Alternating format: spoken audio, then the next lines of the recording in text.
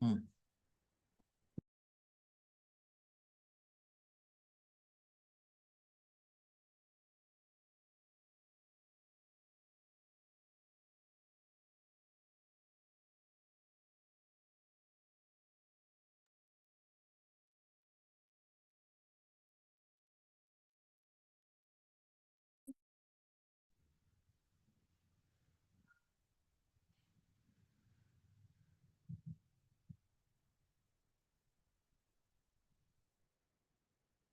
Good afternoon, sir. Namaskar, sir.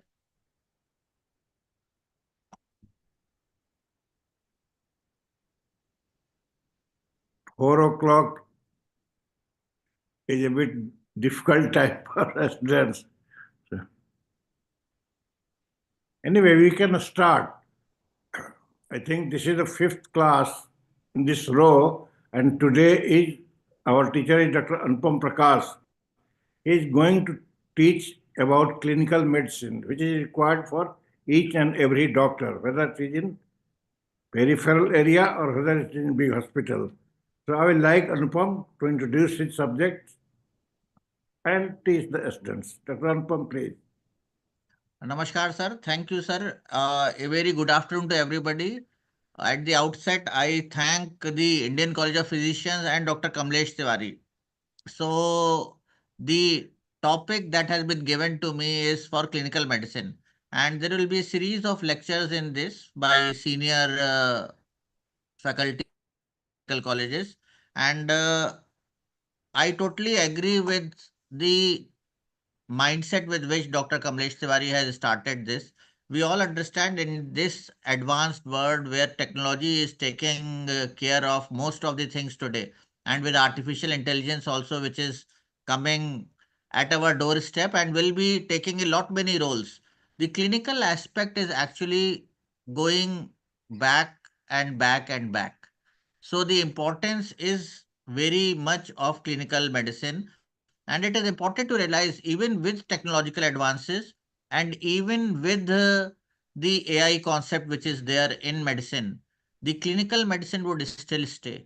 It is all dependent upon what we are having and where actually you can use that clinical mindset, where you will be able to, because all algorithms that you devise, you as a doctor, as an MD physician, will have to put in the input to the computer, then only an algorithm can be devised. This is what is very important, and that is why clinical medicine all the more becomes very, very important today.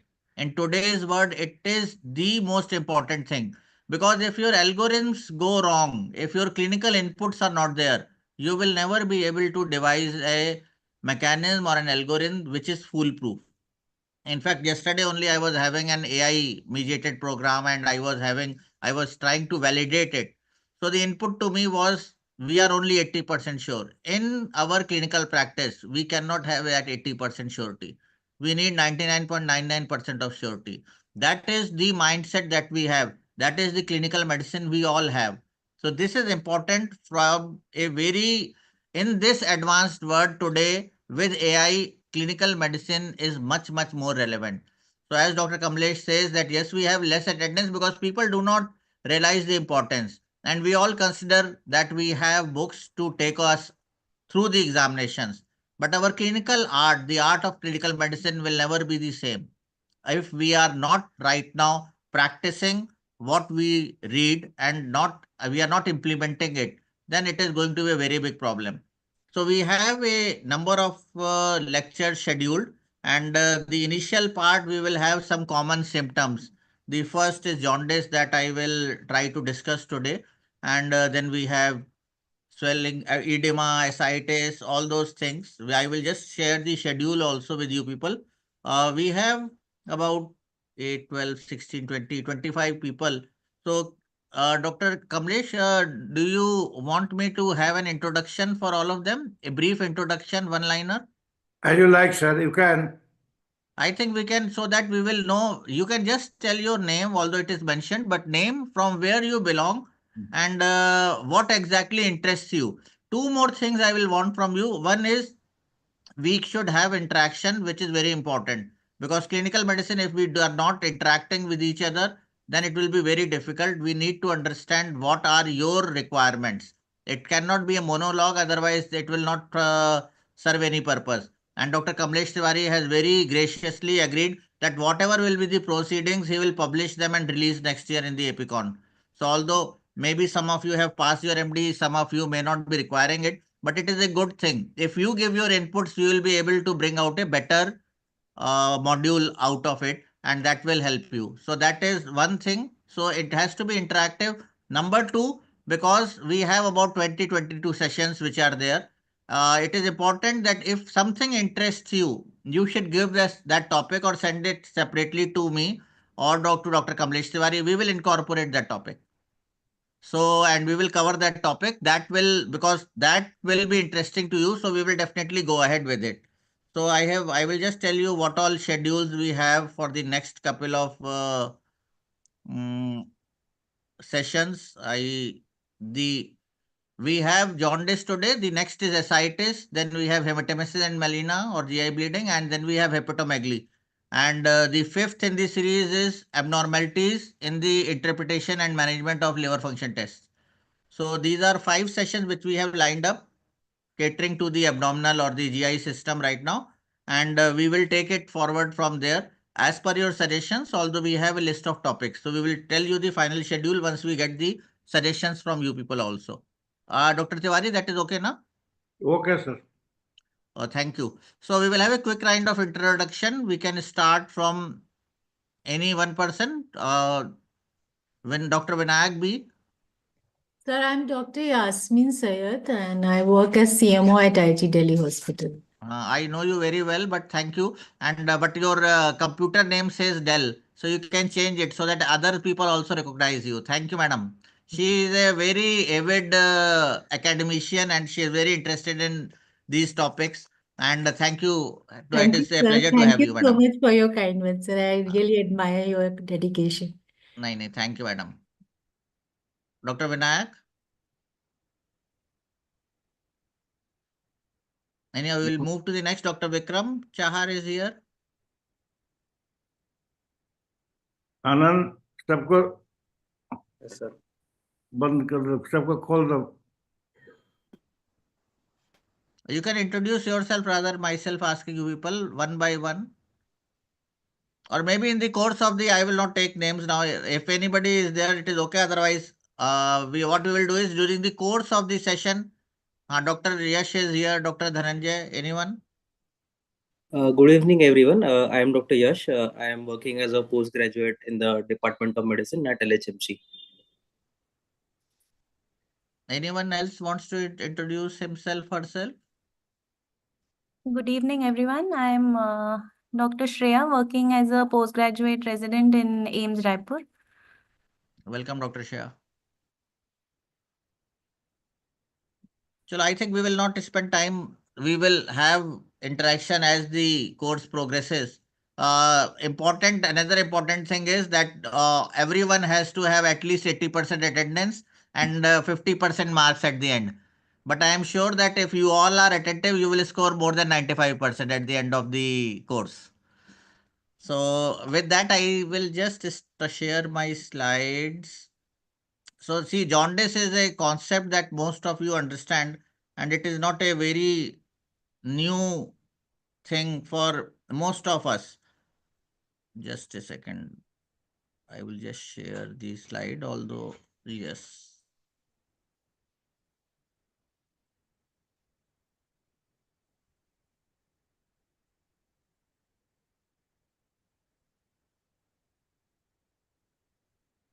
Are the slides visible? No, it is different. Yes, yes. Thank you. So we all understand jaundice. Everybody can see the slide now? I can see it. Fine. So I hope nobody mistakes this. Everybody understands this is jaundice. Anyone who thinks that there is something else also? So this is jaundice. So what we refer to as jaundice is basically this is scleral icterus. When we talk of jaundice, we talk of, I will keep a tab of the time. It is 4:15, so I should not speak more than 30 minutes maximum. But yes, so this is what, as a clinical sign, we call it icterus. And typically this is scleral icterus because the sclera of the eye, it has elastin fibers. The bilirubin is more, has high affinity for the elastin fibers in the eye. And that is why you have scleral icterus. That is why it comes earlier than in other parts of the body. And the important thing in this is that to appreciate light yellow color also, early icterus, it is important that you see in broad daylight. With the advancement in technology, most of us are having these shaded lights, LEDs to preserve electricity. But when you have suspicion or when you do a clinical examination, always take the patient to the window, see in broad daylight. You need it to appreciate mild icterus. Now, this is what? So, icterus basically refers to hyperbilirubinemia, which we take as jaundice. So, that we all know, but I will just, so yes, this is the cutoff. If you have serum bilirubin, which is more than 2.5 milligram per deciliter or more than 3 milligram per deciliter, you will have scleral icterus. So, this is the yardstick. Anybody who will like to say what is the normal bilirubin level? We all understand it is usually less than 1 milligram per deciliter. More than 1.5 milligram per deciliter or more than 1.2 milligram per deciliter is abnormal. And if you have serum bilirubin, of which majority is direct bilirubin.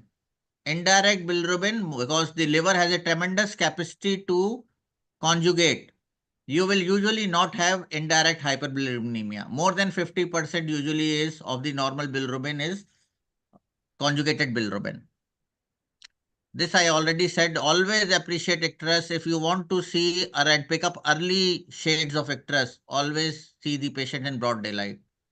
Scleral icterus we said. So what are the other sites where we should see for icterus?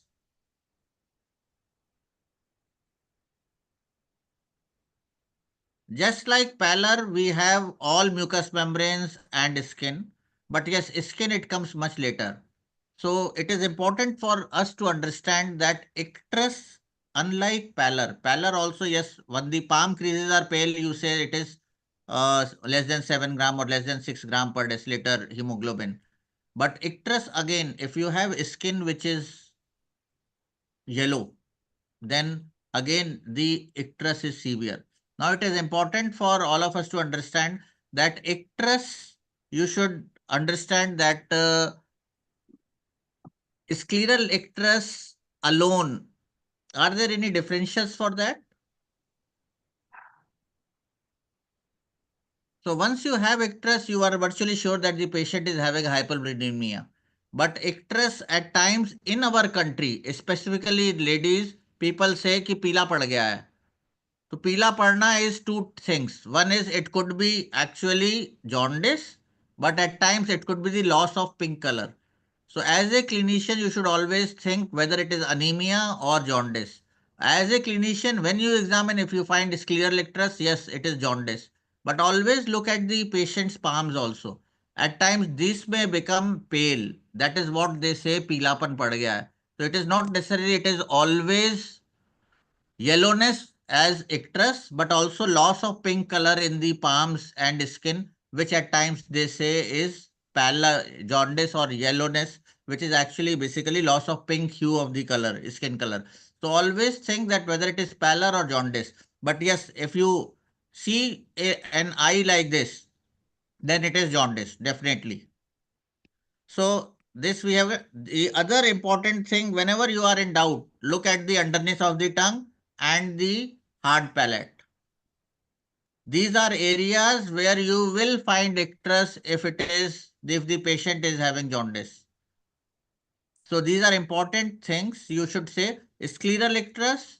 If you are in doubt, I will show you some pictures where you may not be able to see jaundice. You may not see the typical scleral icterus. Wherein, because this is obviously there is no doubt about it. But at times you may have a problem seeing scleral icterus, wherein if you want to see for jaundice, always see the underneath of the tongue or the hard palate.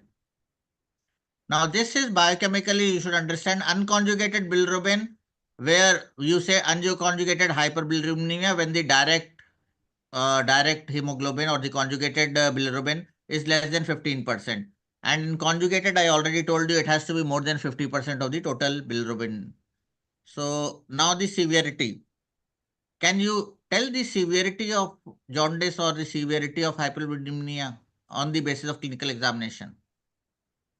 Yes, you can tell. And the cue is you can actually tell the etiology also, whether it is pre-hepatic, hepatic, or post-hepatic. And here again, you have the shades of scleral icterus. If you have a slight lemon yellow tinge, then it is very basically prehepatic jaundice. So very faint yellow tint of the sclera is prehepatic. Hepatic jaundice is, yes, it is more than the lemon yellow tint. It is yellow, which you can say the banana skin. And if it is very deep yellow or orangish yellow, or at times you can have greenish yellow, then it is basically a basically obstructive jaundice, wherein you will have very deep yellow jaundice. So these are shades. Early prehepatic, light jaundice, you can at times miss also. That is hemolytic jaundice.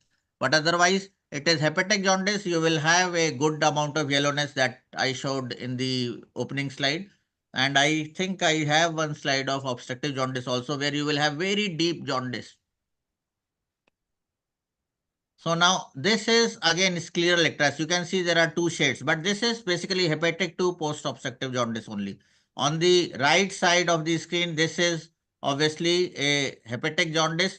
This is now you can see there is an orangish tinge also.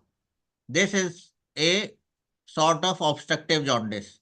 And at times even hepatic jaundice, if it is long standing, you can have orangish hue also. So it can be severe in very severe cases. So this is important. So clinically also you can have a fair degree. And obviously you have a history which is, you will have different histories in things in these three cases. Obstructive, you have pruritus. In prehepatic, you will not have any discoloration of urine. So these are conditions where you can distinguish prehepatic, hepatic and posthepatic jaundice on the basis of history and examination. The other thing, whenever you are treating a case of fever, is ask always for fever. Now, there are different connotations when you think of fever. If you have fever followed by jaundice, that is typically hepatic or viral hepatitis syndrome. So you can have fever with prodromal symptoms for a couple of days, maybe 2, 3, 4, 5, 6 days, which gives way to development of jaundice. And as the jaundice appears, fever subsides. So this is classical acute viral hepatitis. So if the patient is intelligent, if you have this knowledge, you will be able to diagnose acute viral hepatitis on the basis of history. Very common in the monsoons, people who have eaten outside from vendors, local vendors, and there have been unhygienic surroundings, you will have these acute viral hepatitis, hepatotropic viruses, hepatitis A, E. You can have in all seasons, but classically in summers and monsoons, very common. So fever is important. At times, you will have fever with jaundice. So patient has developed jaundice, fever is also persisting. So this is important in these cases when you have fever with jaundice. It is important. There could be a number of reasons. If fever is there with jaundice, we are living in a tropical country. There is a whole lot of causes. I think I have a slide. I will just show it to you. Then the third thing is you have jaundice on the top of which you develop fever. Now, this is classically seen, especially in patients who have also a chronic liver disease. So you will have some stigma of chronic liver disease, where you will have a jaundice, which is a sign of decompensation of liver disease, and then on the top of it, you develop fever. So you may have ascites, which has got infected as SBP, spontaneous bacterial peritonitis. You can also have hepatitis because of other causes, or it could be an active hepatitis which has worsened and flared up, resulting in fever. or it could be a superimposed infection. It could be tuberculosis, because chronic liver disease patients, they have suppressed immune system. So you can have, so there will be different permutations. So in a class like that, it is not possible to cover everything. But yes, I just want that you should keep your eyes and ears open, think about those possibilities, and realize the importance of fever, especially when you are living in a country where every second patient is having fever or a tropical infection. So now this again is very important. This is what I was talking about. At times when you see a red eye, you are more concerned about the blood and you will miss the icterus which is there. And if you see the eye on the right, there is a lot of redness. So you may not be able to see the yellowness which is behind that. So at times you will need to confirm icterus by seeing the palate or the underneath of the tongue, under surface of the tongue. So these are important things you should always think. But yes, if a patient comes to you with fever and has jaundice, like this scleral icterus is there, and the patient also has hemorrhagic manifestations, what comes to your mind? Anyone? So you have icterohemorrhage. So that means you have icterus and you have hemorrhages. So think of leptospirosis. Very important. So febrile illnesses in our countries, you will have a whole lot of diseases, atypical infections also. Leptospira is one, which is not typically atypical, less common than tropical infection. But yes, it comes. We see leptospirosis every, we are in the patient profile that we have, you will have some patients who will have leptospirosis. And it is important to suspect because you will not be treating these patients commonly. So you have to understand if you have icterus, you have hemorrhagic manifestation. Yes, patients of chronic liver disease can also decompensate, have jaundice, also have hemorrhages. So that is different, but that is in the setting where your patient is having chronic liver disease. A normal person, young male, middle-aged male, develops fever after 5 days, does not respond to antibiotics. Most of the patients will come to you with azithromycin, already taken 3 days, and then they deteriorate to jaundice and hemorrhagic manifestations or petechial rash. I think I have this. Yes. So this is what I was talking about. You can have hemorrhagic eye, you will miss the icterus. So at times the patient may be sick also. You do not see specifically for icterus. And you can have petechial rash. You can see the skin rashes on the side. I have, you can see the articles also from where I have taken these photos. And this is suffused conjunctiva, icterus in eye, and hemorrhagic manifestations, leptospirosis or leptospira icterohemorrhage. It is also classically Wales disease. You have autoimmune manifestations and biphasic illness. So these are important things. So always ask for the history of fever. Do not neglect the patient, and the chronological sequence of fever, rash, fever, jaundice is important when you are managing these patients. It will help you arrive at a diagnosis. So this is just, I have enumerated what all are the causes. So fever with jaundice, you can have pre-hepatic jaundice and fever. You can have post-hepatic jaundice and fever. And so pre-hepatic is fevers which are causing hemolysis. So you have malaria, babesiosis. So malarial illness, yes, you can have hemolysis. So the patient will have pre-hepatic jaundice, mild yellow tint and fever. Post-hepatic jaundice, you can have cholangitis, schistosomiasis, not very common in our countries, but still you can have an obstructive jaundice with fever where you will be having deep jaundice. Now, the next slide, yes, this is common. This is very important for us. We have a whole lot of illnesses where we have fever and jaundice, and this is hepatocellular, which is very important for us. Leptospirosis, I already showed you. Hepatotropic viruses, we all understand. I said acute viral hepatitis. Enteric fever. Enteric hepatitis, yes, you will have some derangements, but in enteric fever, although there is hepatocellular damage, jaundice is very uncommon. So this is important for you. Liver abscess, 1/3 of the patients will have hyperbilirubinemia. So you should remember, liver abscess patients will have jaundice. 1/3 of these patients will have jaundice. So if you are not suspecting a liver abscess as a cause of fever with jaundice, you will miss patients. You will not be able to diagnose. Fever will persist. Malarial hepatitis, yes, malarial hepatitis is known to cause jaundice. Yellow fever, we all understand. Dengue, again, jaundice is not very common, less common. Varicella, these are less common viral infections. Scrub typhus, again, the whole sub-Himalayan belt is actually endemic, or you can have outbreaks of scrub typhus. It is very common from the northeast all along Bihar, UP, Delhi, Himachal, all areas. You have to suspect that yes, scrub typhus can be a real problem. And brucellosis again, especially in the western part of the country, you will have cases of brucellosis. Apart from these acute infections, I have mentioned some down also. So you can have jaundice, specifically elevated alkaline phosphatase, which will suggest that yes, patients may be having tuberculosis, sarcoidosis, or infiltrative disorders. So this is important. Now this is a case, fever from last 4 days with malaise and fatigue. The patient has come to you with vomiting and pain abdomen, right upper abdomen from the last 3 days. And when you examine, you see that the patient has yellow discoloration of eyes and urine for the last 3 days. So what do you suspect in this case? Because this is fever, I have kept this case here. So anybody who wants to try, make an attempt.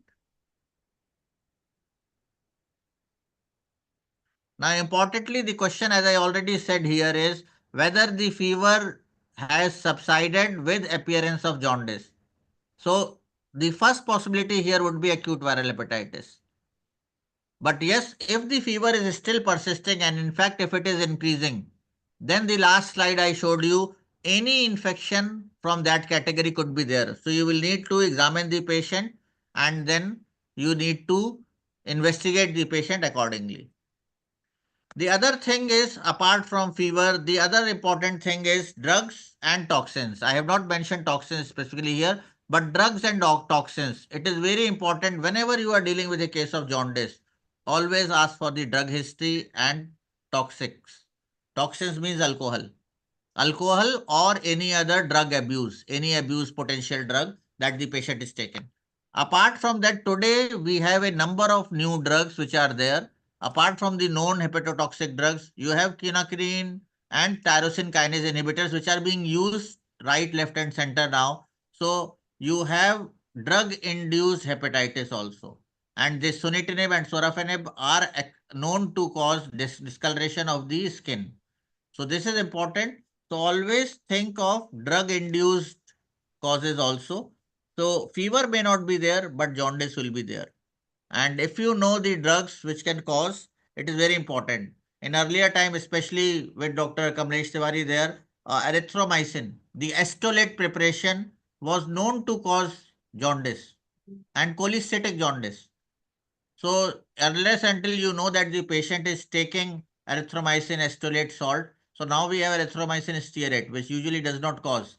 So there are so many drugs which are metabolized. ATT, anti-tuberculosis therapy, we understand that patients will develop some amount of hepatocellular damage, and patients will develop jaundice also, toxic hepatitis. So drugs and toxins, very important whenever you deal with a case of jaundice, apart from infections, which we have already discussed. Now this is again another case, chronic alcoholic for last 20 years, takes 1 quarter per day. So you will need to calculate how much alcohol he has taken. And the last intake was 20 days back. And he has presented with abdominal distension from last 1 month, progressive and abdominal distension, as well as bilateral lower limb swelling with yellow discoloration of eyes and urine for the last 14 days. So what do you make of it? Now see, there is no fever here. Likelihood of an acute infectious illness is less, but yes, this patient has a toxic or a drug which the patient is taking. Drug, I mean alcohol. So there is a potential abuse drug that the patient is taking, and that could be one contributor. So always remember, if a patient is taking alcohol regularly, it does not mean that he is having alcoholic liver disease. In alcoholic liver disease, also patients may develop acute viral hepatitis. So always keep your options open. Don't be under the impression that patient is taking alcohol, so the patient is having alcoholic liver disease. Alcoholics को मना नहीं है कि उन्हें acute viral hepatitis नहीं होगा. So always remember that patients who have other diseases or chronic diseases, they will also suffer from acute intercurrent infections. So it is important you should always investigate them for acute viral infections also. But definitely this patient is not having fever. But if the patient is having chronic liver disease, the patient may not mount a febrile response. That is again very important. So chronic diseases at times will alter the response of the body. The body may fail to mount a febrile response. This is again important. So this patient, the first differential obviously because the patient has developed abdominal distension for the last 1 month and was taking regular alcohol for 20 years, even at the point of time when the patient has developed abdominal distension. The common differential would be obviously an alcoholic liver disease with decompensation in the form of ascites. So I am not going into details of the history, but the suspicion would be one. And obviously there is the abdominal distension is also progressive and the patient has also developed lower limb swelling. So that means the patient is having ascites and probably there is some amount of hypoalbuminemia also. That means there is a synthetic dysfunction of the liver. So the liver is compromised. And again the patient has developed jaundice now for the last 2 weeks. So this is hepatocellular jaundice because the urine also is discolored, yellow discoloration of the urine. It is not a hemolytic jaundice. So this patient now 2 weeks has another sign of decompensation in the form of jaundice. So this is a plain simple case, but yes, again I reiterate, a possibility of SBP, spontaneous bacterial peritonitis, and a possibility of acute viral hepatitis should also be considered, less commonly in this patient, but yes, always rule out or by history or examination or investigation. Now this is again very important, transfusion. So a patient who comes to you with jaundice, take history of transfusion. I will tell you, we run a adult thalassemia daycare center for the last now 15-16 years. So patients regularly get transfused. So obviously you know yes, they are thalassemia patients, they are getting transfusion. So if they develop hepatitis, you should always be careful.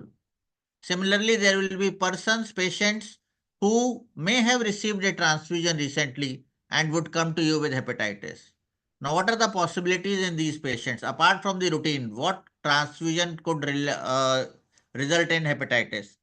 Now, today, transfusion, obviously, whenever you do a blood transfusion, they are infected, they are already investigated for a number of testings. So, it is very less chance that the patient will develop a viral infection or a malarial infection transmitted through the blood. But yes, if the donation is window period donation, the infection can still be transmitted. And that is how actually the patients who are regularly transfused, like our adult thalassemia patients at our center, they, despite the testing, they at times get the transfusion transmitted infection, viral hepatitis. So this is important. But again, it is not only infections which result in transfusion hepatitis, but at times it could be a delayed transfusion related hemolytic reaction.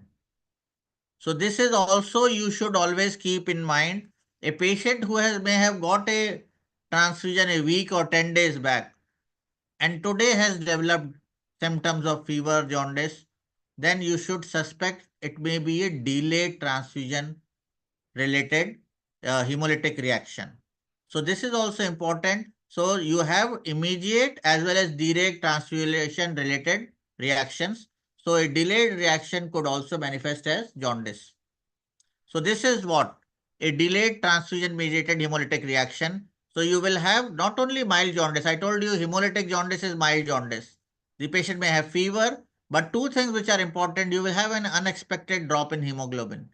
So if the patient had a hemoglobin of 6, you transfuse 2 units, patient had a hemoglobin of 7.8 post-transfusion. After a week or 10 days, the patient comes back with a hemoglobin of 6 gram again. So that means there is some hemolysis which has occurred. The patient may have an acute hemolysis. Obviously, then the patient would be very toxic and you will be able to diagnose. But gradual hemolysis which starts occurring, delayed transfusion related hemolytic reactions, these are the features. So you will have unexpected drop in hemoglobin, mild jaundice, you need to see in broad daylight, fever, hemoglobinuria or cola colored urine or tea colored urine, and this usually occurs 7 to 14 days after the transfusion. So this is delayed reaction. Again, now I think I am completing my half an hour and I am on schedule only. So two more things whenever you deal with a case of jaundice. Always ask for family history and childhood history. Now, family history is important if the patient has jaundice and another member in the family also has jaundice. Then it may be a common source epidemic. So that means both of the family members who have developed jaundice at the same time have taken the infectious source from the common same source. So it is a point source or a common source epidemic.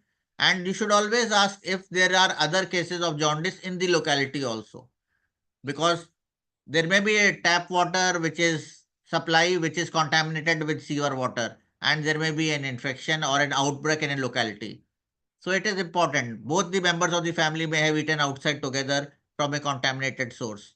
So family history or history of jaundice in the locality is important to find out a common source outbreak, because if you detect it early, you have the potential to preventing a larger source outbreak or an and a pandemic endemic epidemic, sorry. Childhood history is again important. At times patients would come to you with jaundice and childhood history of not only jaundice but neuropsychiatric manifestations. So this is specifically for Wilson's disease. So you have neuro psychiatric manifestations. Especially you should ask for sibling deaths also in these patients. Young age sibling deaths with jaundice or because of neuropsychiatric complications. So if these patients are coming to you with jaundice and the jaundice is persisting for longer time, there is a sibling history of sibling death, you should think of Wilson's and other hereditary disorders or genetically mediated disorders. So this is important for all of us. I forgot one. I had added one slide of Kesar-Fleischer ring. So anyhow, maybe sometime later we can have a look at it. So that brings to an end to this presentation of clinical jaundice. I have tried to give you some clinical pearls. Most of you may be knowing it, but I just thought that we would cover it in that way. So thank you so much. And any questions, I will be glad to answer to the best of my abilities, and any suggestions for incorporating in future sessions would be welcome. If you want it to have it this way, well and good. If you want some things to be changed, then definitely we will take it. So yes, most of you have answered on the chat box also, and very good. Very many of you have answered correctly. Most of everybody has answered correctly. Yes, carotenolemia, somebody has mentioned. Yes, it is important. Diabetics are more prone to develop carotenemia. So it is when you take more of carotenemia. The important thing is the skin is yellow or orangish. It is because of the beta carotene pigment which is there. But the sclera is spared. And even in the skin, the peripheries are more involved. So you will have more deeper color in the hands, palms, soles rather than the body. And sclera, there is no scleral icterus. So if you have hypercarotenemia, then you will have the sclera which is spared, and the skin may be yellow or orange, but mostly apart from the skin it will be graded. So that means the peripheries, the soles, hand and the feet, they will have higher grade of yellow to orange as compared to the torso, and obviously there is no scleral icterus. That is the thing which differentiates hypercarotenemia from hyperbilirubinemia. This is very important. So if you have scleral icterus, then hypercarotenemia is not a differential. Anything else? Dr. Kamlesh Tiwari himself is a very senior and good clinical academician. So talking before him, and he has been there throughout, is like a blessing for me. But sir, anything you want to add? I don't know. Sir, you are muted, sir. Dr. Kamlesh Tiwari, sir, muted. Uh, Sir, can we ask something? Yes, Yes, sure, Dr. Ramesh. yes. You are supposed to answer, वैसे you are on the other side. Sir, there are situations where there is liver abscess and jaundice and raised ALP, and sometimes only this raised ALP gives us a clue. And then there is certain cases of liver abscess where malignancy is suspected. So, sir, can you, sir, enlighten us on this aspect of liver abscess and malignancy and raised ALP and jaundice? So Dr. Ramesh is asking for the benefit of the audience. So I would just say yes, liver abscess, you should be very careful. I told you one third of the patients may have jaundice. Now, liver abscess will also result in elevated alkaline phosphatase because it does cause some compression of the sinusoidal bed and the abscess will be occupying space. So there is some elevation of alkaline phosphatase. If the alkaline phosphatase is very high, then definitely it is a pointer towards infiltrative disorders or tuberculosis. So in those conditions where ALP is very high, you should think of a tubercular sepsis which may be there. Now the point of malignancy is also well taken because malignancies will result in an abscess formation also. So and the other thing is malignancies can also result in elevated ALP. But yes, if you suspect malignancy, then you should get an alpha fetoprotein done, which is a tumor marker. So, see, we are talking of symptoms in isolation, but patient will come to you as a total whole, and then you are supposed to examine the patient from head to toe. When we discuss symptomatology like this, we should not localize much more only to one symptom, but you should see the patient in totality. So yes, very point well taken. Abscesses could be because of malignancy. Malignancies can result in jaundice also, malignant infiltration, metastasis. Many patients will present to you with jaundice. But then yes, only liver mets are less likely. You will have lung mets also. If you have isolated liver mets, you can have some elevation of alkaline phosphatase, but then they will be multiple metastasis. If you have a solitary abscess, which is basically because of a hepatocellular carcinoma, which has cavitated inside Sir, or got infected, then it will be a liver abscess. It can present to you with a liver abscess.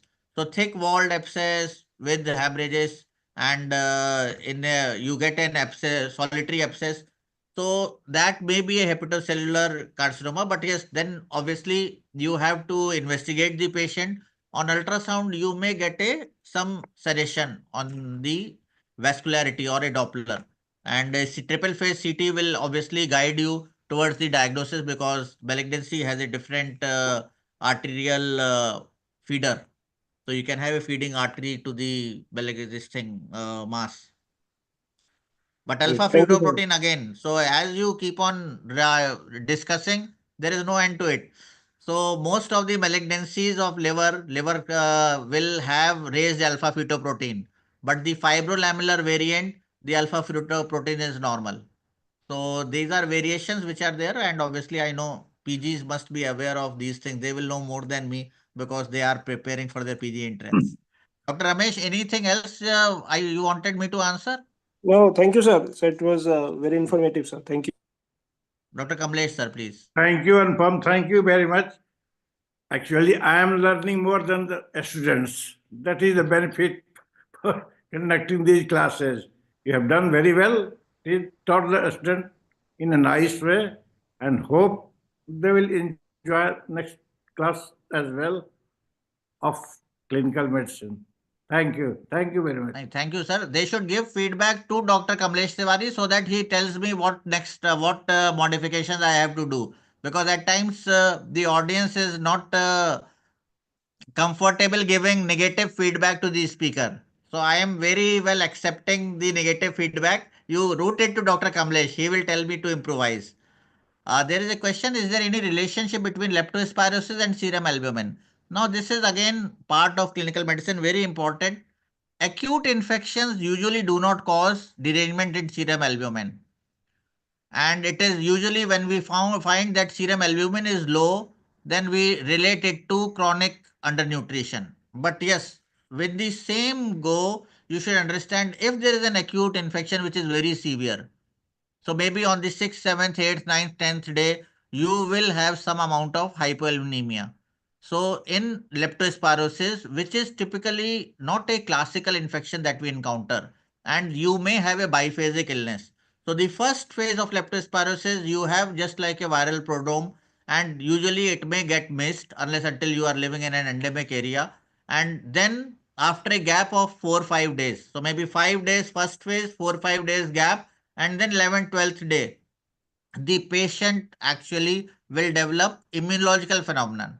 So the antibodies which are formed, they are cross-reacting, and then you have multi-system involvement, which is typically called Wales disease, and that is why it is called a biphasic illness. So you have the first phase of a viral prodrome, you have body aches, you will have all body involvement, which subsides or gives way after a 2 or 3 day gap or 4 or 5 day gap to a second phase of the illness, which is because of immunological involvement and a multi-system involvement. So the kidneys are involved, the liver is involved, all parts are involved of the body. So you will have multiple organ involvement, jaundice, hemorrhages, DIC. In that case, obviously, because the patient already has been suffering for last 10 or 12 days.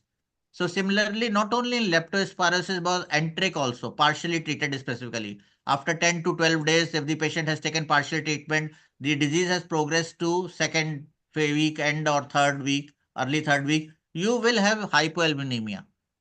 So this relationship would only indicate the severity of the acute illness or a partially treated or a mistreated acute illness, which is now going to more than 2 weeks time, where you will definitely have serum albumin, which would be on the slightly lower side, or maybe depending upon nutrition, which will be a lesser serum albumin level.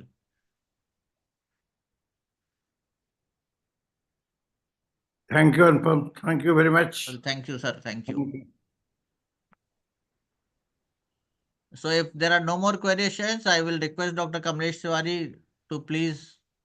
Thank you, and We- thank you, sir. And thank you, everybody. We Thank look you. forward to having your critical inputs and how to go about this course, because I want you people, whoever is participating, should benefit. It should not be a formality. And you send the topics to Dr. Kamlesh only. He will let me know. I will incorporate all those topics, whatever you want. Sir, I have one suggestion that if we Yes, have Dr. Yasmin, please. if we have the list of topics so that we can read and come and we I will. will share. Yes, sir. So It is my fault. Dr. Kamlesh has been pressing me to give the topic list, but I have not given him the list because I thought that I will take inputs from everybody and then mention. So I will give a rough list.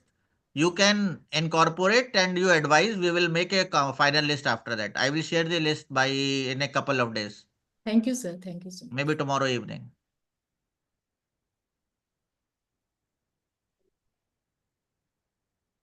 Thank you, sir. My next class is 7:30 today again, so I have to be there. Thank you. Thank you, sir.